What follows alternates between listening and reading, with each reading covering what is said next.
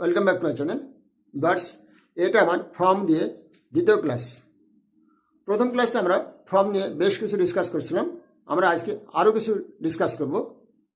আপনারা ভিডিওটা স্কিপ না করে সম্পূর্ণ মনোযোগ সহকারে দেখবেন। আমার বিশ্বাস ফর্ম প্রিপারেশনটা আপনাদের কাছে সহজ হয়ে যাবে। আর আমার ভিডিওটা ভালো লাগলে সবাই আমার চ্যানেলকে সাবস্ক্রাইব করে রাখবেন।